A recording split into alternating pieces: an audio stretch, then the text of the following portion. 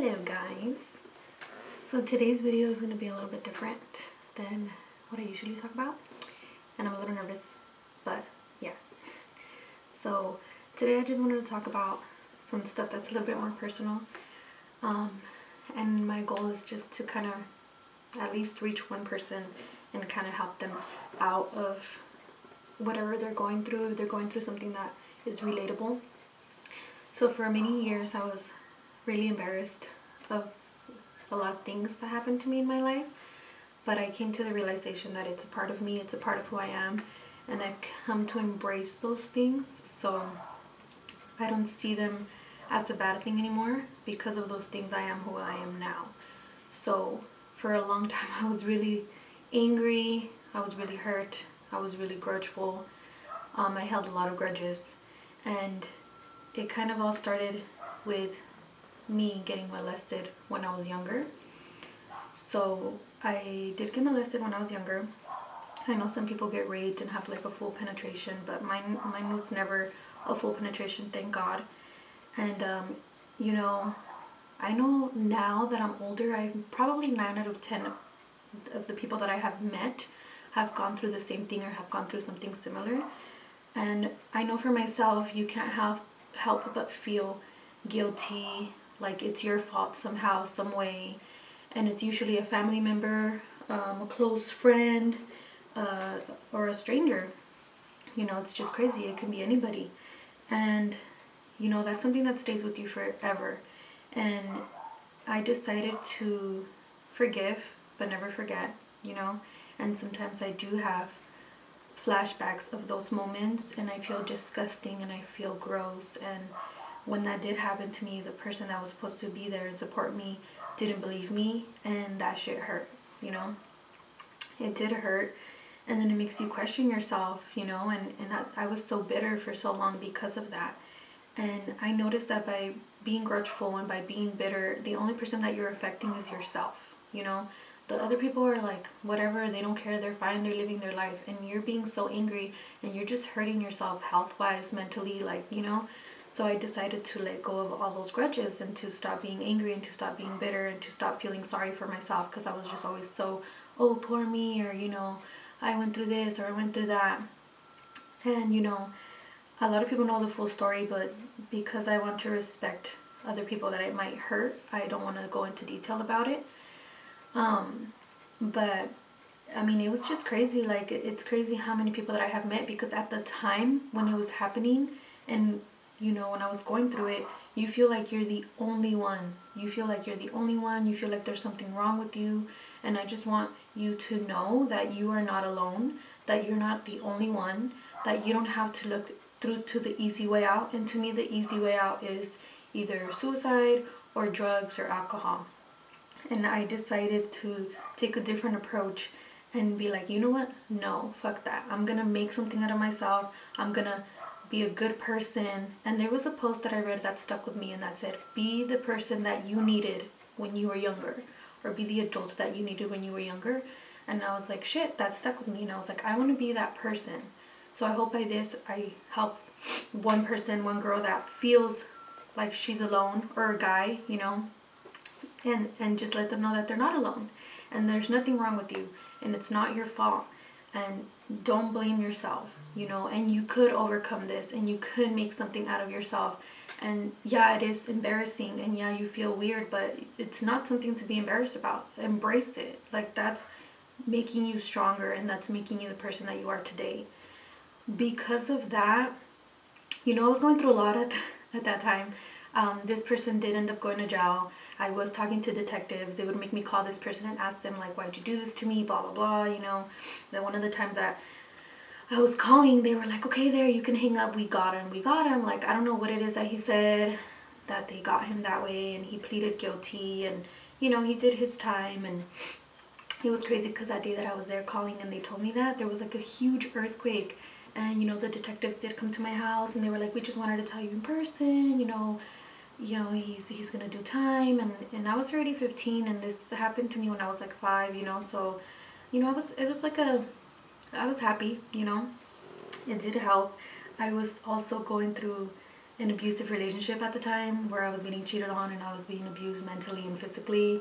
I had also just met my dad. I didn't know my dad, you know.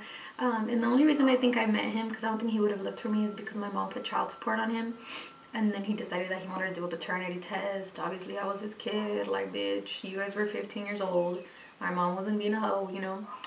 And I met him, and he's married, and he has his own kids. And, you know, he would pick me up on Wednesdays. But then it got to the point where he would tell me he would pick me up, that he was going to pick me up. And I would get all ready, and I was excited, and he wouldn't pick me up. And I would call, and he wouldn't answer. And I would text him, and he wouldn't text me back.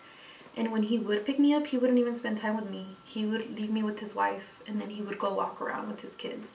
And he always took me to the mall, like, to buy me stuff. And I'm like, that's not what I want. You know, I want to spend time together.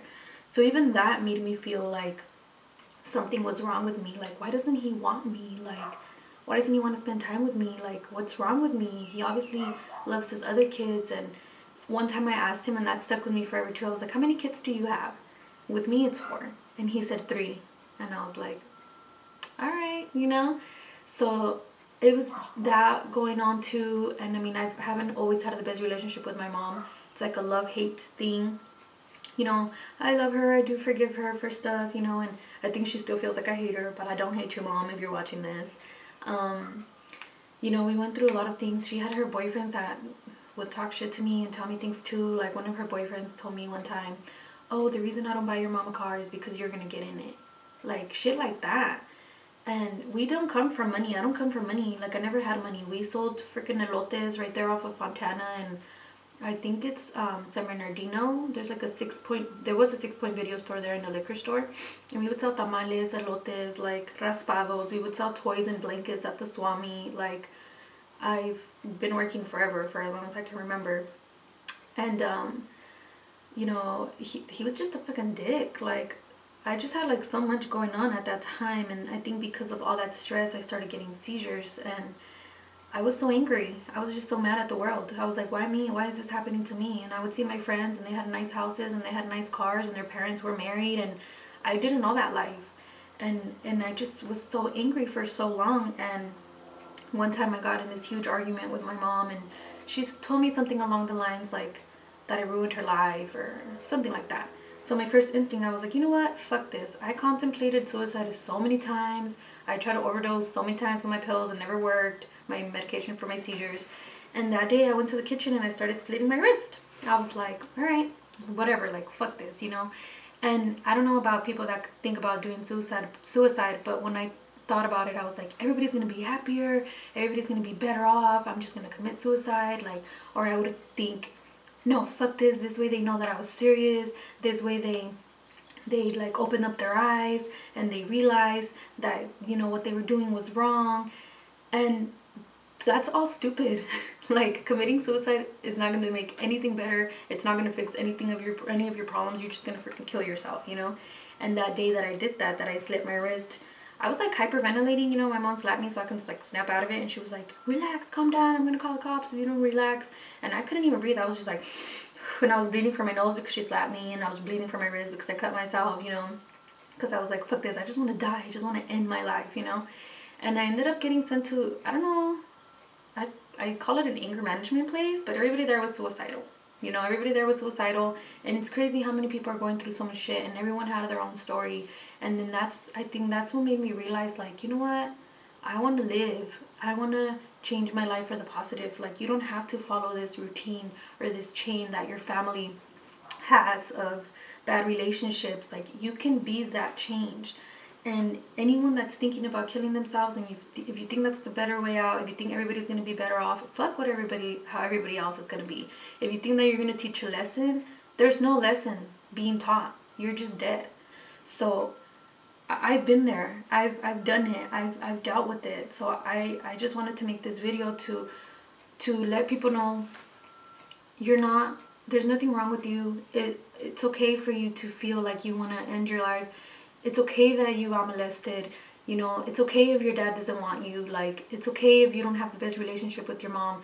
Don't let that define who you are. Don't let your past define you. Like, you can make whatever you want out of your life. You can make whatever you want of yourself. You have the control of it. You have the power. And I've had so many friendships too. People that I trusted, people that I told my story to. And what did they do later? They threw it in my face. Like, and they talk shit. And that shit hurt. And that's when I was like, you know what? I'm no longer gonna let this fucking hurt me. Let this affect me. And it's crazy because when I met my husband, I was 19, 20 years old. And I didn't even want to be in a relationship, honestly. And when I met him, I told him everything like that was wrong with me, like all my flaws, because I was like, sorry, my camera died. So, anyways, where I left off, when I met my husband, like I told him all my flaws. I told him everything that I had been through, everything that I was currently going through, and hoping that he would just like back off. And he didn't. He stayed. He supported me. He's amazing. He's accepted me like with my whole package, and I think he's the one that gave me the strength and showed me that I didn't have to stay stuck and I didn't have to stay there. And you know, I never imagined that I would get married and have a son and actually plan my son, not like get pregnant and be like, oh, we're stuck together, you know.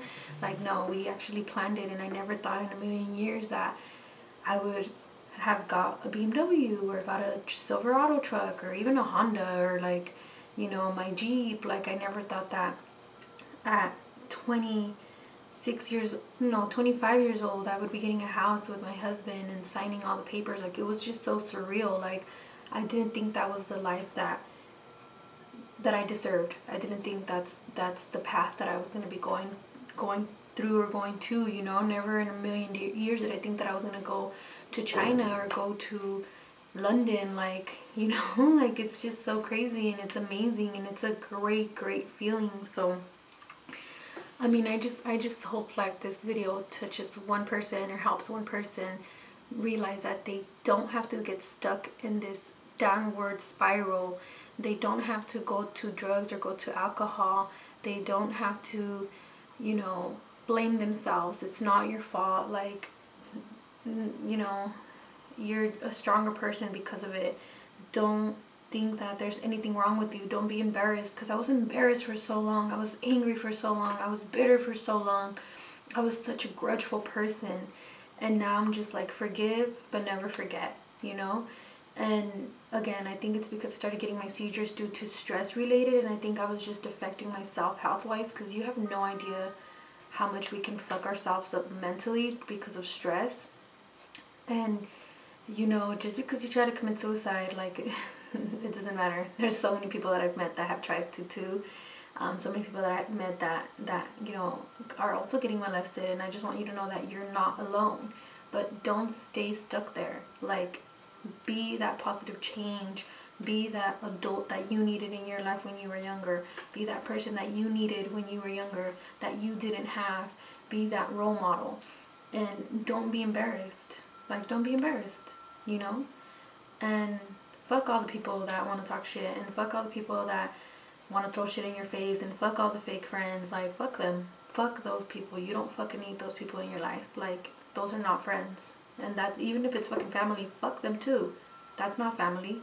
Like, just because you're blood doesn't mean shit. You don't need any negativity in your life whatsoever.